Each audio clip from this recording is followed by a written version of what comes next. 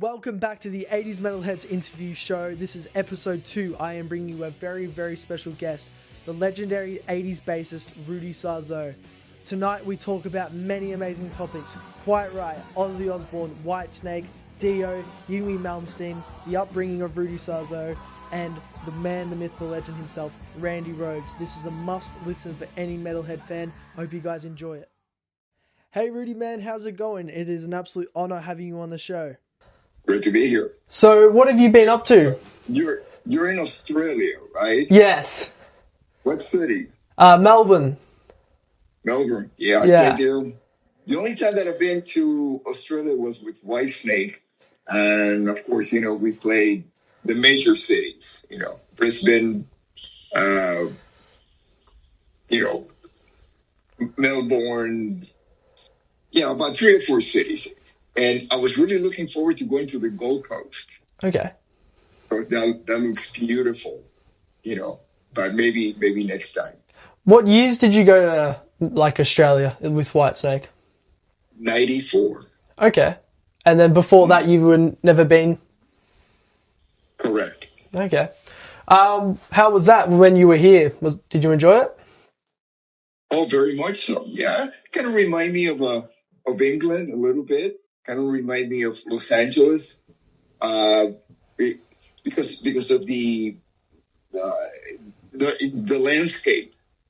A lot of desert. I saw a lot of desert in between the big cities. As we traveled. Even though we flew, but I could see it from the plane. There was a lot of deserts out there, and that reminded me of California. And then the architecture reminded me of England. Interesting. And where are you located? Los Angeles. Is it true? I was going to bring this up later in the interview. Is it still the same or is it much different? Because I get told by a lot of my American friends that it's completely changed. It's not like how it used to be at all. Yeah. What drove the economy of the city of Los Angeles, especially Hollywood, was the entertainment industry. And entertainment is shifted due to technology. Shifted meaning it's made it less local and more global.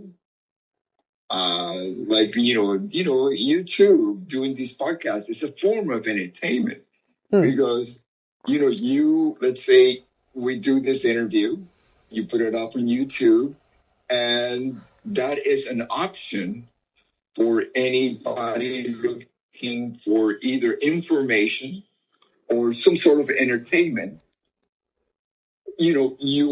This interview will compete for airtime with Star Wars, or you go watch a live band perform. Okay, and that's just a few for you could go to a library to read a book. There was only so many options for entertainment, and now thanks to technology, it's open it. If you would tell me 40 years ago that I would be talking to somebody on a phone in Australia in real time, having a conversation, and we could see each other, that was very futuristic. Very it's never going to happen in this as reality. So to answer your question, just because of the advances in technology, it's made the entertainment industry more of a global market rather than a localized market. To do something like this, an interview, 40 years ago, people would have to travel to Los Angeles to audition for a job in television or radio to be a journalist. Because let's face it, only journalists, people that would go to college, would get a degree in journalism, were able to conduct interviews, which were just basically conversations like we're having now. Years ago. Nowadays, we never met before, I get to know a little bit about you from looking at your environment that I'm looking at right now. And And, that's your resume. This view that I have of where you're at right now, that speaks to me louder than any diploma that you can hang on your wall from graduating from journalism school. I connect.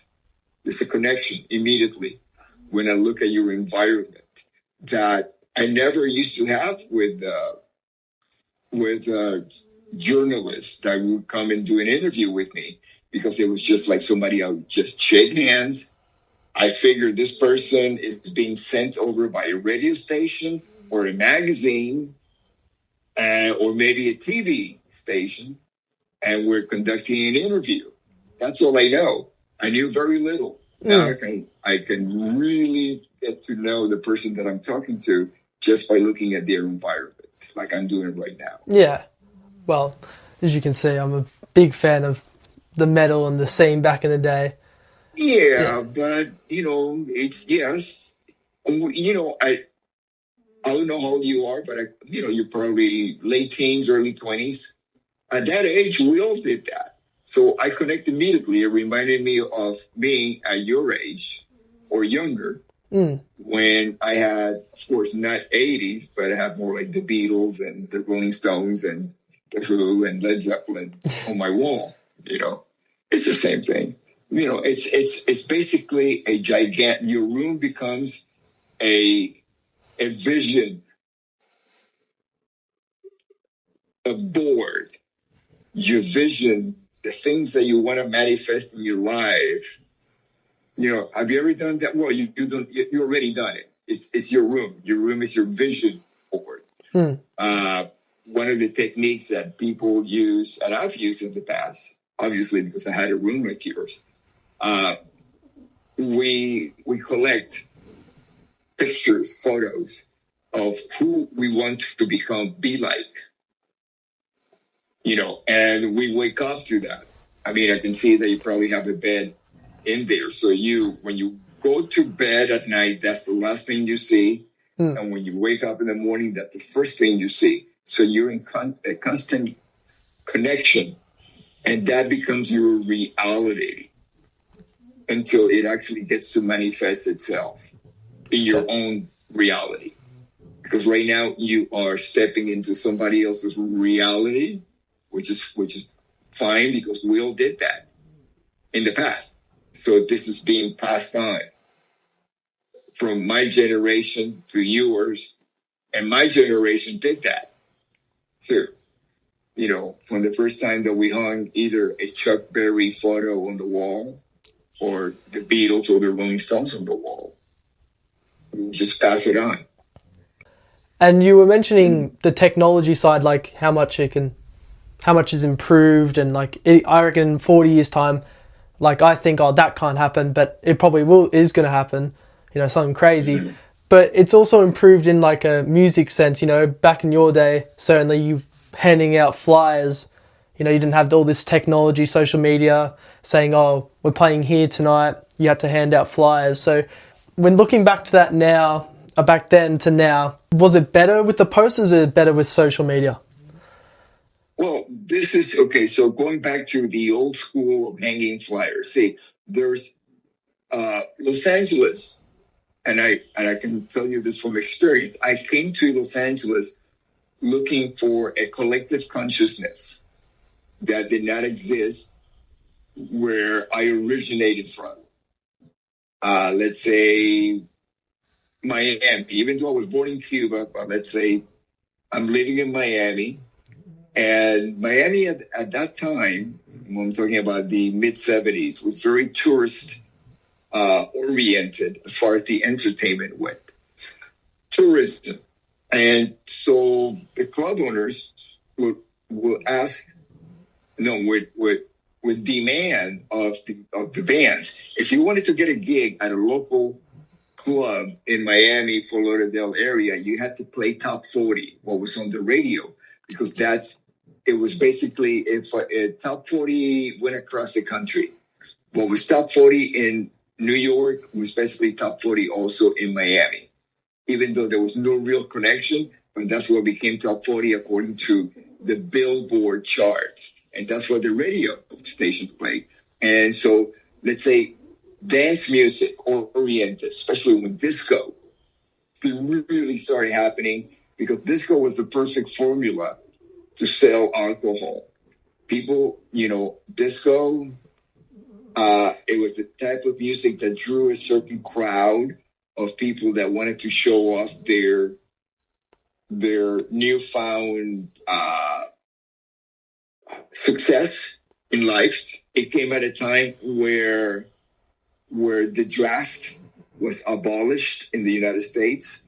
People like myself, kids, did not live a life that every morning I would walk to the mailbox to see if my draft letter had come in. Will did that because I have friends in school that happened to them. The draft notice came in the mail.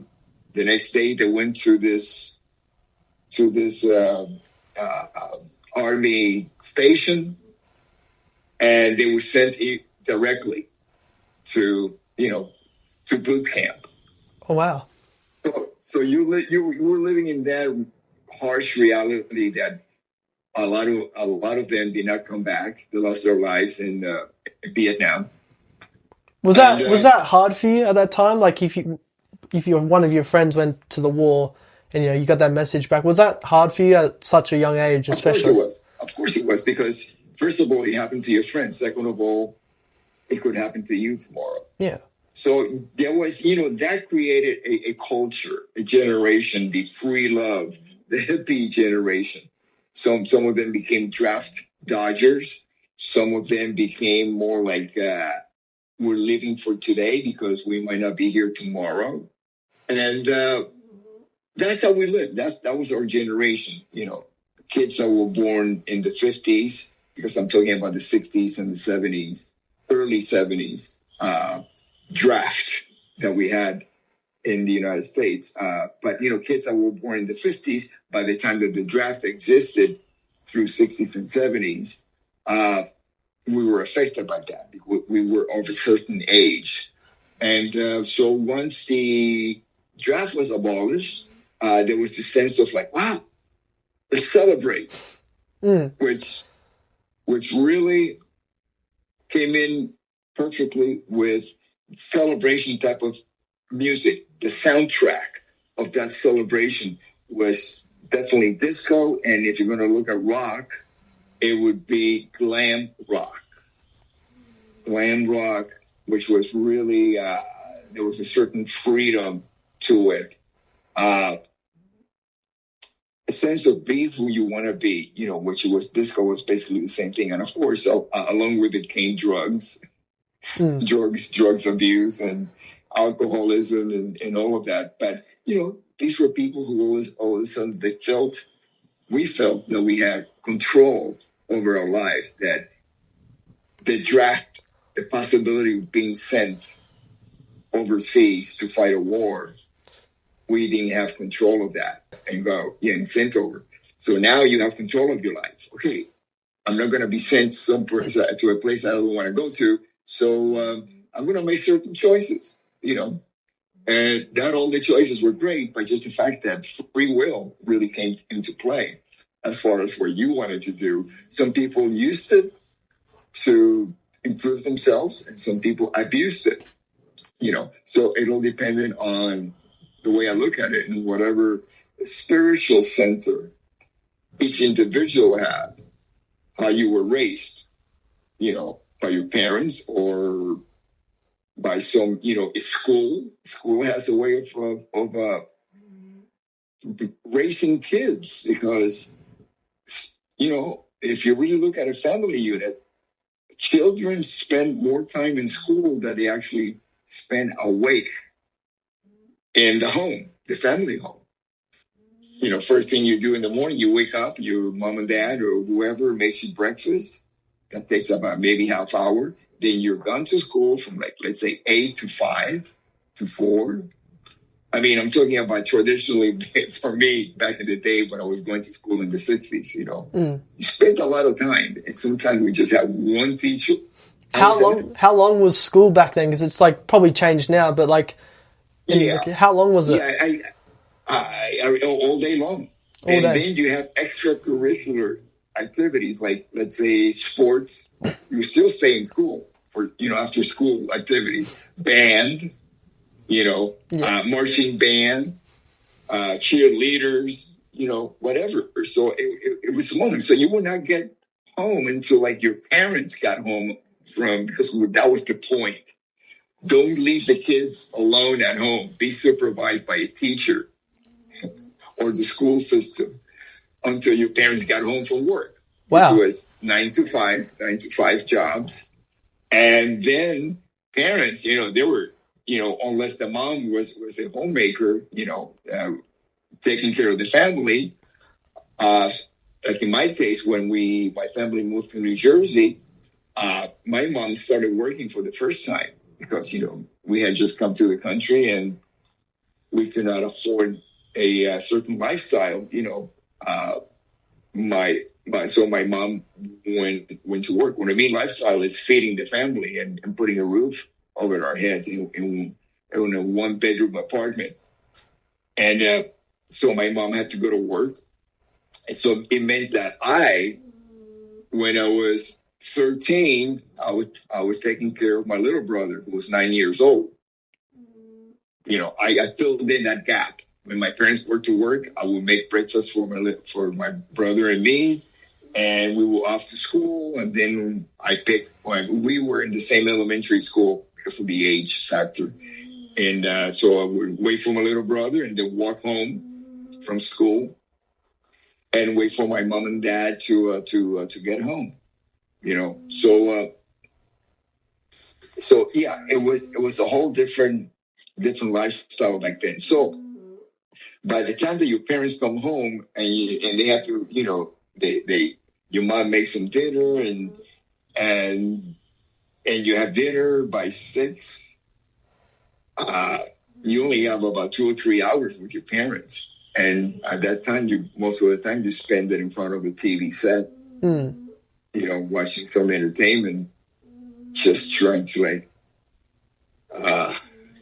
get a break away from the reality that you're living at. A distraction almost. Yeah. So, you know, there was not a whole lot of conversation in the family. There was, you know, the occasions to rejoice and have a good time. I mean, it was not all gloom and doom, but I would say on a daily basis, that was pretty much, you know, especially during the week, which is when my parents went to work. There was not a whole lot of connection because my dad needed, my mom, they both needed a break from the monotony of what they were doing in the factory and come home and chill and then do it all over again the next day. You know, so as I mentioned, you spent more time in school with a teacher sharing their consciousness or how to think about life, and also according to the books because let's face it, especially back then, teachers were following an academic structure. System. Structure. For reading from the book, you follow this, you know. So that's basically what they're doing. And you know, you can get an education nowadays in just about every subject that you might be interested on YouTube. I do that. I get myself, you know, trying to enhance my musical knowledge through it. The only problem is it's not interactive as far as having questions about things. Let's say you come upon a new information that triggers more questions than the answers that this new information has given you. Right? Because that's what it's supposed to do. It opens the door, and then you go through that door, and then you find yourself, okay, how am I going to go beyond the door? This new door that I see in front of me, because I got all this information that's available in this room, but it's like, oh, okay, what do I do with it now? How do I apply it? So sometimes that's one of the challenges that I face even when I learned something new about music, a new perception. We got 12 notes in our music system that we have. Intervals. We have 12 intervals. And well, not really 12 intervals, but chromatically we have 12 notes. Okay. And sometimes when I hear somebody else's perception of how to look at those notes, I go, wow, okay, that's now I got more questions about it. How can I play this? And when and how? So sometimes, look, are you going to college now or? No, I'm done with high school. So I finished high school 2 years ago. Yeah. Yeah, perfect. You're a perfect example of what I'm going to bring up. During your school years, you gain enough information. I am not familiar with the Australian school system, but I would say globally, most school systems achieve the same goal, which is to give you enough information to internalize so you get to a point of self-realization. That you know enough about this that all the answers lie within you.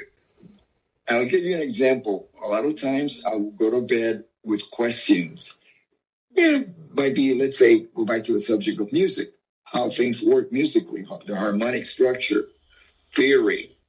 And I will wake up with the answer, or at least a point of view about looking at what I just learned the day before, which is what I was looking for, an answer. We're so used to a plane, something flat. And the average is called 360 degrees. Well, the world is not planar. It's multidimensional. It's going to be on. We experience 3D. Some people experience 4D. There's been certain scientists have discovered that there's multiple dimensions beyond that. Some of them talk about the 15th dimension of existence, that we have to be aware of it. The problem with going beyond the 3D or the 4D dimension is that at that moment that you're experiencing that, you're not in the now. You are in an alternate reality, which is fine. But if your body is in the now and your consciousness is in an alternate reality, you're not taking care of your purpose in this dimension, in this planet that you happen to be in. So that gets in the way. But, some people through meditation can achieve that and gain certain self-realization from being able to move outside of your body with your consciousness, So it's, So, going back to that, from this point on, and it's very possible that you have already experienced this. You are basically teaching yourself and learning from yourself based on the information that you have gathered already through your school system. And, well, I'm looking at photos behind you, and I play with some of the bands that you happen to have the wall. Each, I play with Coverdale and Whitesnake. I play with Quiet Riot. I'm still in Quiet Riot, back in the band. And I don't know if you have any Ozzy back there or I got a few Ozzy over here. These are individuals that they all belong in your wall. This is your consciousness, right? But they're just fractals. A fractal is like have you ever seen and mosaic, which is like little pieces that from far away it looks like one artwork. No, I don't think I have. Sorry. Yeah. I mean, just to give you an example, like Muslim. I traveled through Spain a lot when on tour, and once you get to the Moorish, the south of Spain, the architecture changes and it becomes more intricate. Okay. There's a lot of little tiles put together to form a big like piece display. Okay. Yeah. But if you look at it, it's made out of like pixels. Right now, what we are experiencing is we're looking at pixels on your screen, on my screen. This is how we are seeing each other, made out of little pixels. If you put together all those bands, all those photos behind you, when you zoom in on them, you're going to see separate consciousness, separate fractals. If you move away from it, you're going to see a completely different picture. You're not going to see the pixels. You're going to see the image that the pixels have created. But that's the image is a collective of all of the fractals that made up that image. Once you zoom in, you really get to see what each fractal is all about. And there's a certain consciousness behind all of them. I know because like I mentioned, I played with them. And each band, even though it's a collective consciousness of rock and roll means different things to different people. As a single consciousness, but as a collective, it all means the same thing. What do you see when I look at it? If you're really going to break it down, looking at the single photos in the back behind you, you're going to see that there's individualism within them, and they're all very different. I know because I played the music of Whitesnake, which is very different from Quiet Riot, which is very different from Ozzy, which is, I was going to say Dio. There's a certain parallel because they come from the same generation. Yeah. And there's so many other people that you've played with as well. It's like in the 90s. Like I saw Yngwie Malmsteen. I saw that. I was very surprised. I had no idea that you did something with Yngwie Malmsteen. Oh, yeah. But, I did not spend enough time with him creatively. I just went in there to fulfill a role, which is he needed a bass player for like 6 weeks. And he called me up, and I was at a point in my life that I really needed to be in a band like Yngwie Malmsteen to really push my musicality to where it had not been in a long, long time. And I really needed that. So it was more to fulfill my own purpose of musical integrity. I loved playing with Yngwie.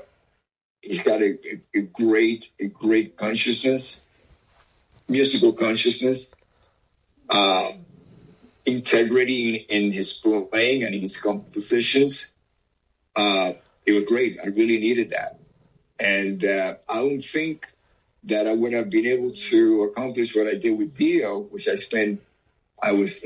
joined Dio right after I fulfilled my commitments with Yngwie. As a matter of fact, I got a phone call from Dio's management to go in and play on the Masters of the Moon records with Ronnie, but I was in the middle of a Yngwie tour, so I couldn't do it.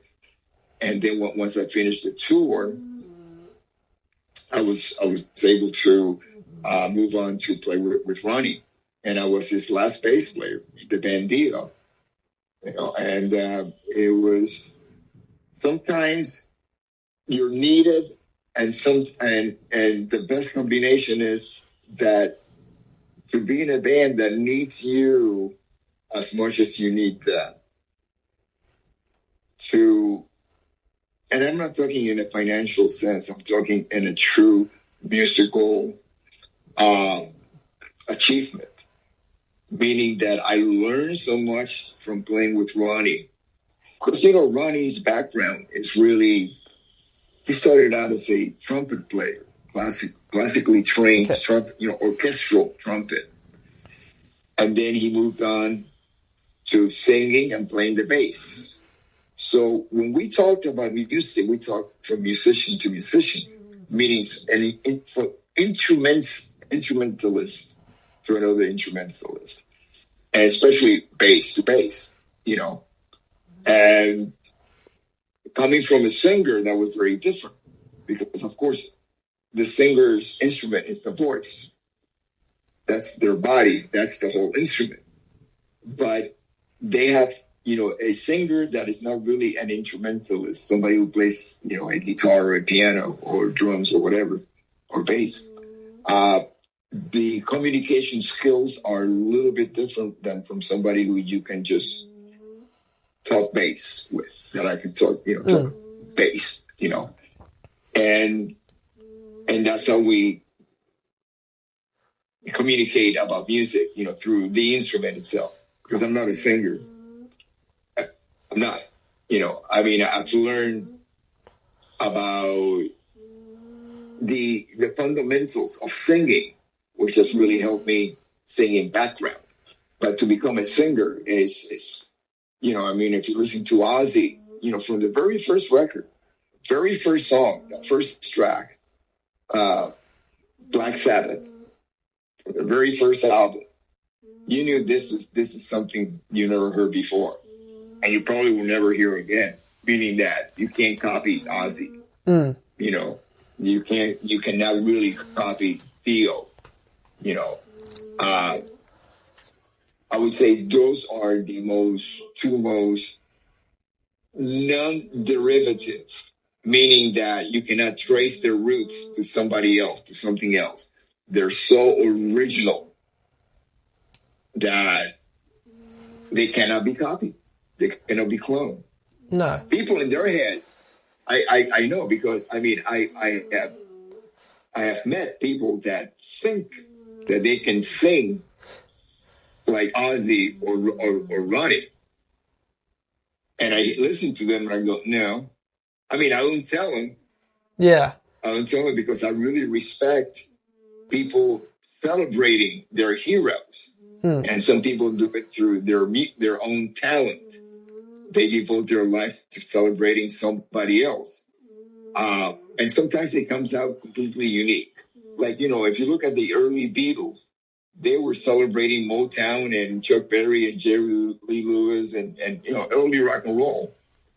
But it never sounded like their heroes. It sounded like the Beatles, Okay. Because they, So, with singers like Ronnie and Ozzy, you can't really trace by listening to them. Let's put it this way. I've had conversations with Ozzy about the Beatles.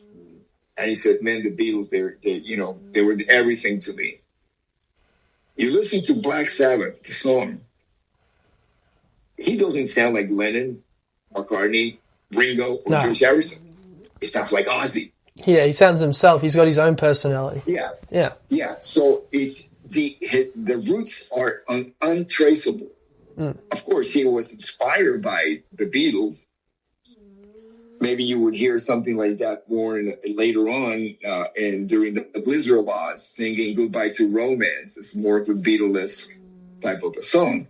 But at the core of what Black Sabbath, his very first band, was all about, there's no trace of the Beatles, And the same thing with Ronnie. Everybody of our generation, we were impacted by the Beatles and the Stones, and later on the Who, and so on. And with singers like Ozzy and Ronnie, there's no trace of it because they were so original in their approach, that is those are the ones that in my experience are the ones that really, really stick out with me. They stand out as far as having played with people that after I finished playing with them, I have not heard anything like that again on stage. The same thing goes with Randy Rhoads. Yeah. Once Randy died, it was the end, basically. I mean, I have not felt or heard anything like playing with Ozzy, Randy, since 1982, which was, the last time that I played. I would say it was March 18, 1982. That was the last show that Randy did. He passed the following morning in the plane crash. So ever since then, I've been looking for that feeling. And I've come to the conclusion that I'll probably never feel it again. And, but, I'm not saddened by it because I get to feel it. And, I've come to terms with it and I carry on, playing and enjoying it. And now what I do is I bring, it's not that I try, it's that I do consciously bring what it was like to play in that band with Ozzy and Randy and, of course, Tommy Aldridge.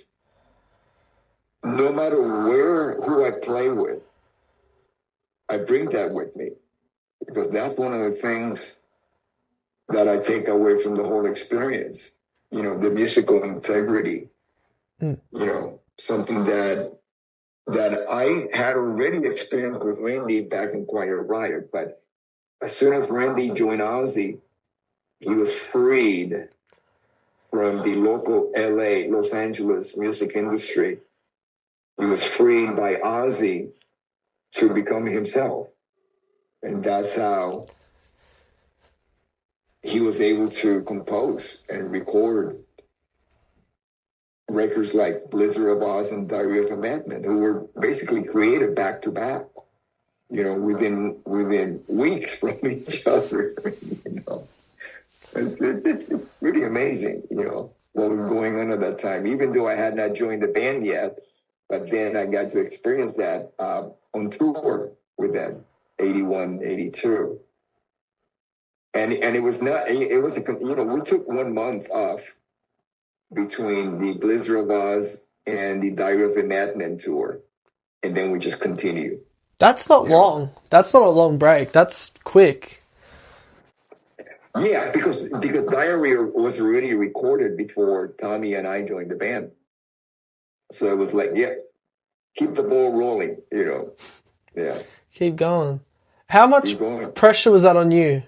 Like, just pressure? A month. Yeah. Or were you like, because you're young, you were fine, you didn't feel it? And like, how did you manage that? If you did have like some pressure, how did you manage that at that time? That's a really good question. And the only thing, that I can looking back at it was that, and it's a multi-layered answer because there was a lot of elements that helped me deal with pressure. So I'll mention the first one, which one led to the other and to the next one. Like days before I got the phone call to audition for Ozzy, I had found my spiritual center. Without that, I would have lost my compass, my faith, my moral compass, all of that, without having one, which I had. Okay. Find my spiritual center. Okay. Second, Randy really helped me a lot because he had been around Ozzy and Sharon. And I got to tell you, this is my first experience with an international act recording touring band. I went from no resume. My only resume was that I had played with Randy and Quiet Riot locally. That's it. But I was just like everybody else that was a metalhead in Los Angeles at the time, because new wave and punk was the flavor of the day for the record industry. They didn't want to hear about us, the local Los Angeles record industry. And so, we all had some level of faith to keep going, especially most of the bands that are behind you in that wall, it's a matter of, and I'm talking about the ones who made the transition from the 70s to the 80s, not the ones who started in the 80s. Okay. I'm talking about bands like Quiet Riot, there was a version of Quiet Riot. And then when Randy left Quiet Riot, it ceased to exist and became Dubrow. And then I came back to the band and became Quiet Riot again. And then you look at Rat. I don't know if you have any Rat. You have Twisted Sister on your chest. You got, Motley Crue. Mm-hmm. These are all bands that existed. They existed in not in LA for Twisted, but we existed back in the 70s. And we had to go through this drought of you guys, your dinosaurs. They used to call us dinosaurs. We were in our early 20s, but we were dinosaurs musically because your music is not popular. Your style of music is not popular. You're not new wave, you're not punk. But this is us. What are we going to do? I can't become a punk or a new wave artist. I don't even know how to do that. This is not who I am, So Randy really, once I joined Ozzy, he really helped me out how to navigate, being in a international band. It's a whole different experience, And so, that really alleviated a lot of the pressure. My spiritual center, Randy, especially at the very beginning, because it was kind of like there was a crush, meaning a crush that we only had so many days to prepare for the beginning of the Blizzard of Oz tour. 10 days. Wow. And for me to learn brand new material, there's 10-year-olds on YouTube that can play Ozzy. They can play the whole set list. Yeah, I've seen some of those videos. It's crazy. That music had just come out. It's not like I had it playing on my record player. I didn't even have a record player. I was sleeping on the floor in Kevin DeBoer's apartment. So all of that was really new to me, the music. So I really had to dive into it. Randy helped me a lot with that because we didn't have the time for me to assimilate all the music on my own. Randy mentored me on that,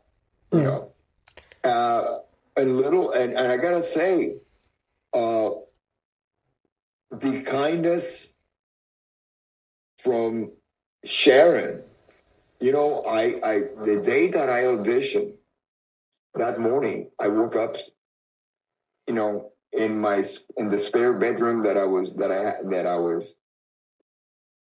was renting in Kevin DeBoer's apartment, sleeping on the floor. And that night, I moved in with Sharon's family in the mansion that they had in the Hollywood Hills. They didn't know me, but they opened up their home to me, and that was like I'll never forget it. It was an unbelievable act of kindness, to a complete stranger. So there were certain elements that came in that put me at ease. that I felt, okay, I belong here. It's a blessing to be here. First of all, because of my understanding of my connection with my spiritual center. So it wasn't a random act that, how did I get here? I could trace it. I could trace it back. Okay, you're here because of this. Your spiritual center, your connection with God. I'm a Christian. And these people that you're in this very small circle, which was the Ozzy Sharon circle, very small, they want you here. And mostly because, of course, Randy, they trusted Randy. And by trusting Randy, they trusted me. And little by little, it was kind of like once we got to know each other, it became a tighter unit. So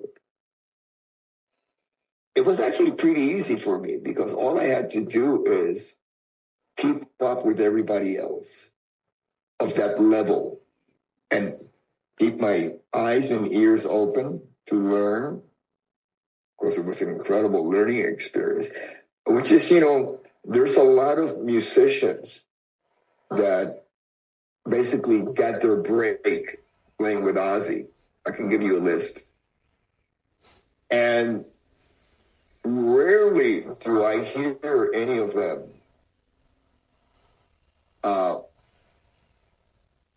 be as grateful, for the education that you actually get from being part of that band. I mean, you could go to Berkeley. You can spend thousands of dollars going to Berkeley. You're never going to have an education like you do being in Ozzy's band. Business-wise, from Sharon, because we were on the same tour bus. So I could see her at work, how to get things going. And, it was really, 90% of what I know about the music industry, I learned from watching her. And again, it's like going back to school. In a school, let's say there's 20 kids in a class, in a room. Not everybody is going to internalize what the teacher is sharing with you. Some kids will excel at it, absorb everything, and then digest it and then put it to work. Some kids were just like, information goes over their head. They get a bunch of Fs, and, good luck to them out there in the real world, because they have not internalized what was offered to them in that classroom. And so I looked at it exactly the same way. So it was like, I'm here to learn. I'm here to experience. And remember, I had never achieved anything prior to that. And now I'm playing with two musicians. Ozzy Osbourne, who had a career 15 years before I joined the band, playing with Black Sabbath, the godfathers of heavy metal. One of the best. And you got Tommy Aldridge, who have been around with Black Oak, Arkansas, about the same time. They tour with Black Sabbath a lot. And Pat Travers, Gary Moore, he had an incredible musical legacy by the time that I played with him. And here I am, brand new. Thanks to Randy recommended me playing with these veterans. So I had a lot to learn, a lot to catch up with. So I had a really great learning experience. Would you say once you started learning from those guys, did you feel more motivated to do more, excel more? Like, did it kickstart yourself, like your career, would you say, personally? I saw it all, the best way I can describe it was supernatural. Because I found myself, okay, it's like a few hours ago, I was nobody. I was a nobody. I was this struggling musician. 6 hours, 8 hours later, I was in what is considered today a super group. I'd agree. And what's interesting, when I look at that, I go, as a rule, a super group is made out of people. Every single individual has a legacy to them. Randy's legacy was the 2 albums, Blizzard of Oz and Diary of a Madman, and he had played a little bit with Ozzy live. Okay. Tommy and Ozzy, they had 15 years of legacy with their own band. I had nothing. And it's like, I find myself in what people consider to be a super group. That is a miracle. I can't really say that I can compare it to anybody else. Look at it. I look at it and say that it's a miracle. It's supernatural that this happened to me.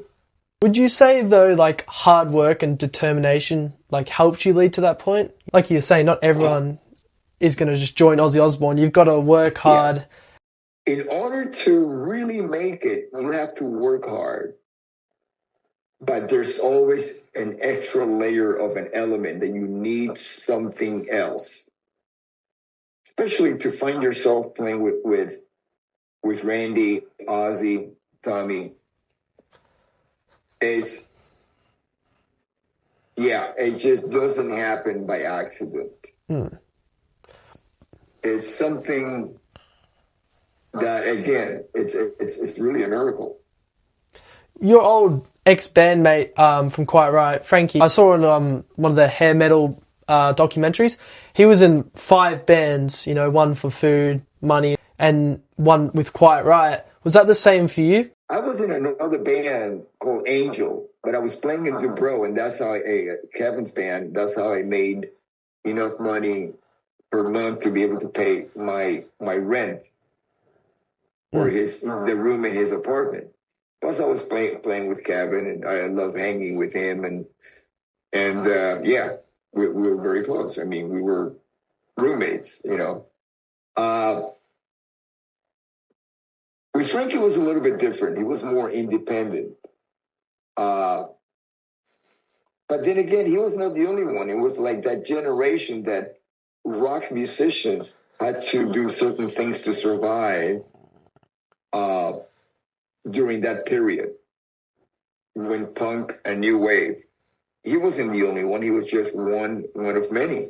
We all did. Once I joined Ozzy, it was one band at a time. I was not in any other band. Okay. When I was playing with Ozzy, I did go in to record one song that wound up, as a session for the Metal Health record, but it was for Dubrow. The band Quiet Riot did not exist at that time. So I just went in to record one song, Thunderbird, that I used to play in Dubrow before I joined Ozzy, and wound up playing on 4 songs for what became the Mental Health record. And then once I came back after I finished recording the Speak of the Devil record, that's when officially the band became known as Quiet Riot, and we got signed to the label. The Randy Rhoads era of Quiet Riot recorded two records that were only available in Japan. And being a band from Los Angeles, having a record in Japan is like having a record on the moon. Nobody cared. You can't get the record. It's not like today that you can listen to a record on YouTube. Back then, it's physical. It's a vinyl. You don't have the record. You can't put it in the record player. Nobody's going to listen to it. Radio's not going to play it. They don't care. They got 200 other albums to choose from to pick 40 songs to play on the radio. It was top 40 back then, And so that's that era of the band. And then the Quiet Riot that Mental Health version could have been named anything else. As a matter of fact, there's only one song that Kevin wrote that made it from the Randy Rhoads era to the Metal Health era. We never played Killer Girls or, any of the other songs that I used to play in Quiet Riot with Randy. No. Back to the Coast, any of those songs, nothing. No. So once we came out as Quiet Riot with Metal Health, that was a whole different music. After Randy died, how did you overcome that? Did you have to do it by yourself, or is there someone else you look to? Or? No, I mean, Randy, someone else to look to. No, I mean, it was the only thing that I could rely on was my own spiritual center in trying to make sense of what just happened. And this is 43 years ago. I was a different person, a different human back then. I did not have the experience of learning to deal. This was my first loss in my life. Somebody that, that was family, considered family to me. My first loss, so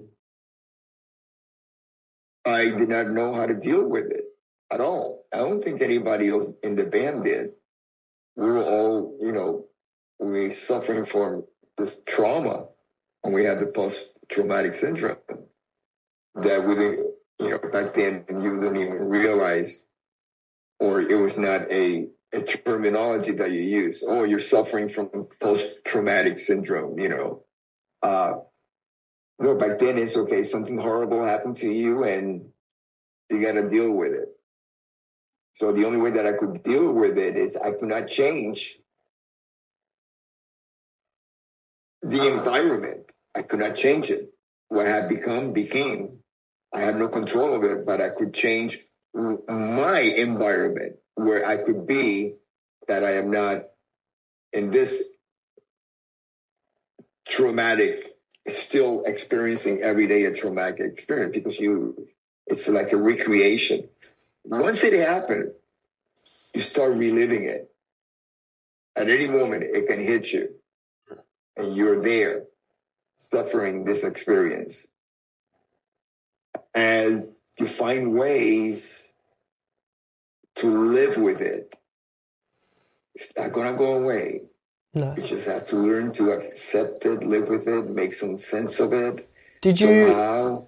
And the best way that I live with it now is to actually be able to celebrate the legacy and the memory, of those who have passed on, And the first one was Randy. I wrote a book. It's called Off the Rails. And even before, as soon as I wrote the end, once I finished the book, the end, this sense of closure came over me. It was like the weight that would have been on my shoulders lifted, the weight that I have for over 20 years lifted, because now when I wrote the book, I was reliving every single page. I was there, experiencing it again. I had Randy in my head, was alive. He was there. I was there at the moment. And once I wrote the end, I was able to understand many things that did not make sense until I went down that path of re-examining my life, re-experiencing it, and I got a sense of closure about it because I was able to put everything that I had on my shoulders on a page, on pages, over 300 pages. And that was an experience that I did not expect when I first wrote started writing the book, I did not expect closure. I just needed to tell the story. Because at that time, this is, oh my God, this is 20-something years ago, maybe 25 years ago, when I first started writing the book, there was this thing called MySpace. That was kind of like the first social media happening on the internet. And there was all these innuendos and conspiracy theories about Randy's death that were horrible. First of all, they were a lie. It just was horrible. And I said, you know what? If I don't clear the air and lay out the facts of what happened, how it happened, the lies are going to become the truth. Nobody is contesting this. Nobody is saying, no, that's a lie. That's a lie. It did not happen like that. This is the way it happened. And so that was my goal in writing the book. And the greatest gift I got from writing the book, for taking a year and a half out of my life, writing one page a day, while on tour with 3 bands. I started out with Quiet Riot, then went to Invade, then finished it off with Dio, was this closure that I got. How long? How many pages was in the book? I'm just wondering. Oh, it's about 300.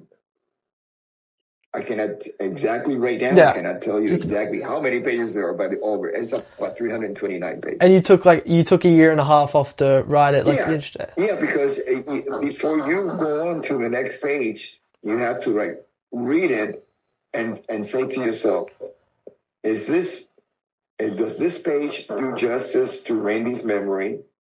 And is this a printable page? Meaning that it's done. The page is done. Then you move on to the next page. And, I storyboarded the book. I'm a mass communications major in college. So I learned about creative writing. And what's this most challenging thing about being creative with a nonfiction is that you cannot stray from the facts. It's got to be factual, but entertaining, creative at the same time. You got to stay with the facts.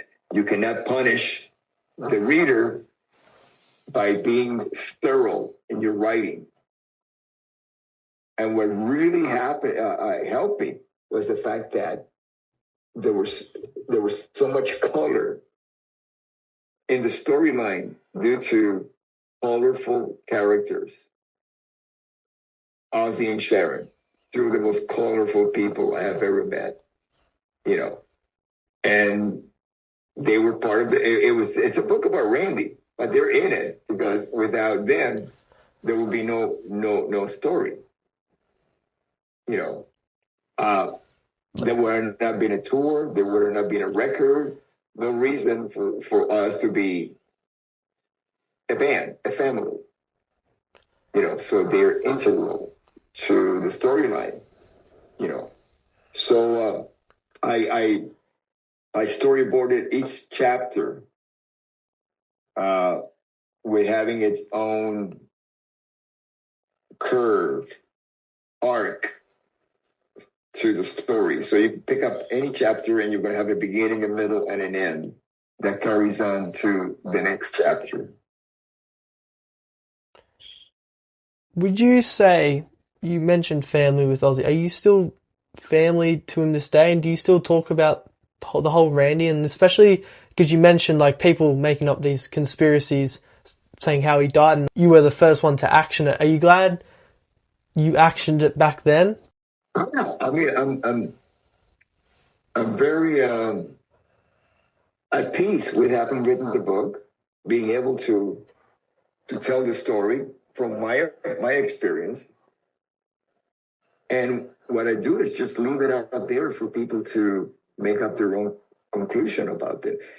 I don't know if you had a chance to read the book, But the hardest thing for me was to actually take myself out of the story, because I didn't want it to be about me. I did not want it to be a biography. It was a book about Randy. And I wrote about it. It's in the back of the book, explaining my motivation for writing it. People ask me, am I going to write another book? I says, no. I needed to write this book to, basically clear the air about all the lies that had been at that time. I don't get that today, 20-something years later, about people saying all the conspiracy theories about what happened to Randy, which I guess, having the facts out there has really helped clear that out. So I guess I've done my job, and that's it. When you were writing, did some pages hit you like when you wrote them, did they hit you hard, like emotionally, than others? Yeah, I procrastinated going into chapter 19 because that was chapter 18 was the last chapter where Randy is alive, the whole chapter. Chapter 19 opens up with me talking to Randy, him asking me to come along on the plane, and me saying, no, that's okay, See, there were so many factors involved in that decision. One of them was that I grew up in Florida, so it was an opportunity to go up on a plane to fly around, this town near Disney World, Kissimmee. And it's like, I grew up here. I only need to get up on a plane to look at it. I've seen it before. Yeah. So, and we had been traveling up north, and in the wintertime, this is March, so this was going to be the first time that we were going to get some sun in Florida. And my plan was just to get off the bus, check into the hotel room, and lay by the pool and get some sun. That was it. I wasn't interested in anything else. So I was going to stay in my bunk until we arrived in the hotel. And that's why I declined for the first time, sharing an adventure with Randy. So once I declined going on that plane ride, I pulled the curtains of my bunk back and went back to sleep. And I'm awakened by a boom that the bus had hit something. I thought the only thing that was logical to me is that we were on the freeway, on the road, and so we collided with something, like a car or a truck. So I jumped out of my bunk. And I'm going to skip a lot of stuff because, again, I don't want to get deep into it. Yeah. Only to find out that once I get out of the bus, that Randy and Rachel, which was Sharon's best friend and assistant, Rachel Youngblood, and the bus driver who had been flying the plane had crashed into a house. So my knowledge of Randy passing was pretty immediate. Okay. It did not take a day, not even take an hour, because by the time that I declined going on the plane and the crash, it was a matter of 20 minutes or less. There's plenty of documentaries where I spoke about it and in detail. Okay. And so, you can find those on YouTube. So, it's just God Bless Ozzy Osbourne is one of them that Jack Osbourne directed. And I got to speak about, the crash. Well, I'm so sorry to hear that, man. Like, that, obviously a tough time, and, you know, a lot of people definitely shouldn't go through that, especially at a young age. Did you guys have that, like, support back then, that emotional support? No. No. I mean, this is, you know, I mean, your generation is a little bit more aware about how to deal with tragedy than we did 43 years ago, you know. And so this is something that we really did not have time to mourning. As a matter of fact, we had to go back on the road within 10 days of the crash to continue with the tour, basically to keep Ozzy occupied. Because if Ozzy would have gone home, let's say the tour got canceled, he would have drank himself to death. And we knew that. So we just kept it going. And you know, I've watched videos of us performing. I didn't know how much pain Ozzy was going through.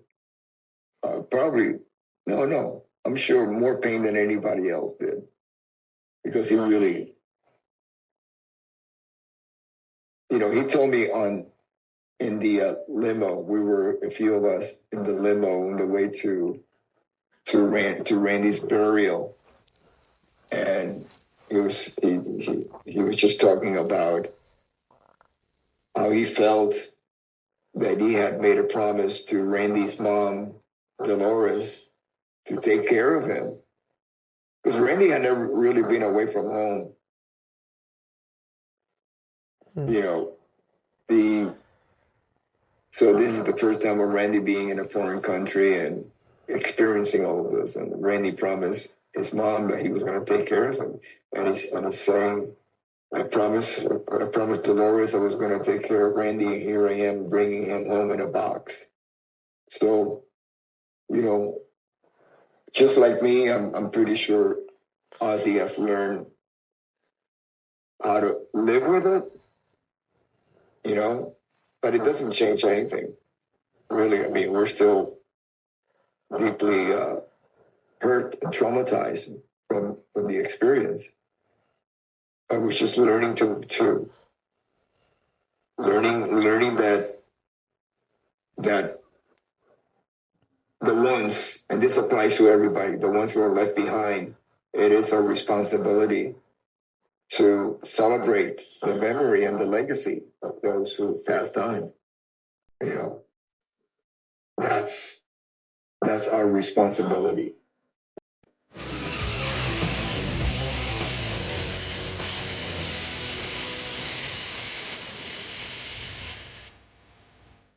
Just want to say a big thank you again to Rudy Sarzo for jumping onto the show. It was an absolute honor hearing your stories, man, and learning from you. Guys, if you can go all give Rudy Sarzo a follow on all his socials, that would be amazing. Guys, if you can go follow all of my socials as well, that would be amazing. And follow this podcast because we have some more amazing guests coming up and a lot more projects, including my very own show with a very big band of the 80s. Until next time, guys, peace, love, rock and roll, and have a great day.